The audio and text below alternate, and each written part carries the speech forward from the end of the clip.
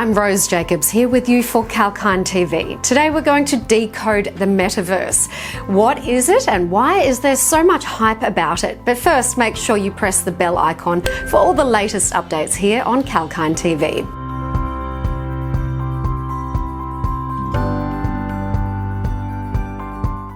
While recently addressing the company, employees of Facebook, CEO Mark Zuckerberg talked about building a maximalist, interconnected set of experiences for the future.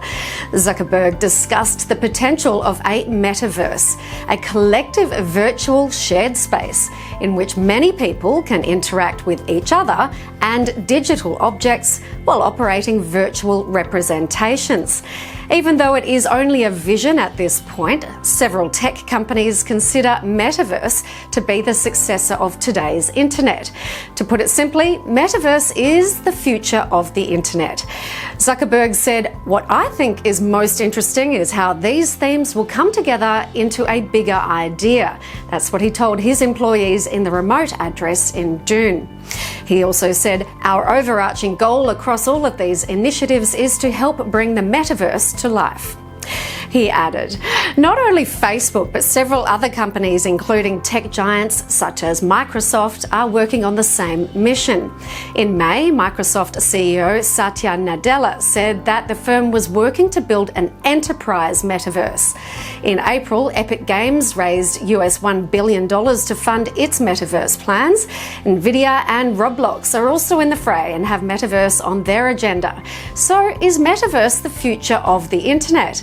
The term metaverse, a portmanteau of the prefix meta, which is beyond, and universe, was first coined by science fiction writer Neil Stephenson in his 1992 sci-fi novel Snow Crash. The author used the term to describe the virtual world in which the protagonist defeats his real-world enemies through his virtual avatar.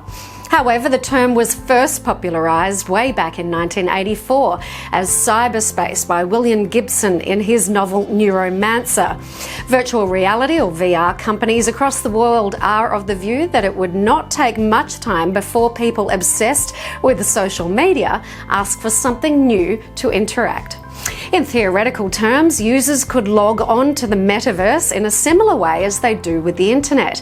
However, the only thing one might require would be a head-mounted display, not a screen, to watch content, along with a form of motion tracking. Another interesting thing is that, just like the internet, no single company could dominate or own the metaverse. So it would require standardization and cooperation among tech giants.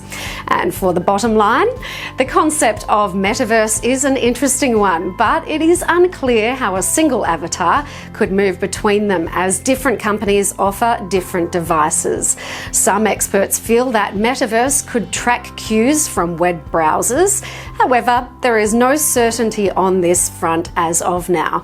It would require a ton of synchronized hard work and a slew of serious efforts before one day we could all explore the interactive virtual reality world, replete with games, adventures, shopping and other offerings. Not to forget, companies could make a good amount of money from apps through subscription services, shopping carts and advertising. And that's it for today's video. But if you liked what you've learned here, then don't forget to like, share and subscribe, and go to kalkinemedia.com for all our latest videos. I'm Rose Jacobs. See you next time.